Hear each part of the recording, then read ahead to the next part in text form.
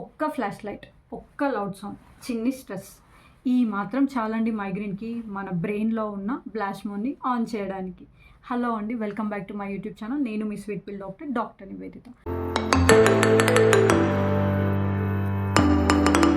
ఈరోజు మనం వీడియోలో మైగ్రేన్ అంటే ఏంటో తెలుసుకుందాం. ముందుగా మైగ్రేన్ అంటే చాలామంది నార్మల్ హెడ్ఏక్ అనుకుంటారు. ఇది నార్మల్ హెడ్ఏక్ కాదండి, ఇది ఒక న్యూరలాజికల్ కండిషన్.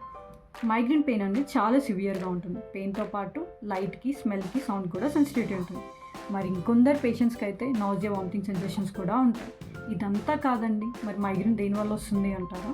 దేనివల్ల వస్తుందంటే ల్యాక్ ఆఫ్ స్లీప్ వల్ల, మీల్ స్కిప్ చేయడం వల్ల, స్ట్రెస్ వల్ల, డిహైడ్రేషన్ వల్ల, హార్మోనల్ ఇంబ్యాలెన్స్ వల్ల వస్తుంది.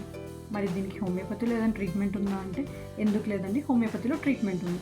హోమియోపతిలో మైగ్రేన్ని డిఫరెంట్గా అప్రోచ్ అవుతాం. అది ఎలా అంటే ఎందుకు వస్తుంది అటాక్, ఎట్ సైడ్ వస్తుంది, దాని కాజ్ ఏంటి, ఇవన్నీ అనాలిసిస్ చేసి ట్రీట్మెంట్ అనేది స్టార్ట్ చేస్తాం. హోమియోపతిలో సిమ్టమ్స్ని సప్రెస్ చేయకుండా రూట్ కాజ్ని ఐడెంటిఫై చేసి ట్రీట్మెంట్ అనేది ఇస్తారు.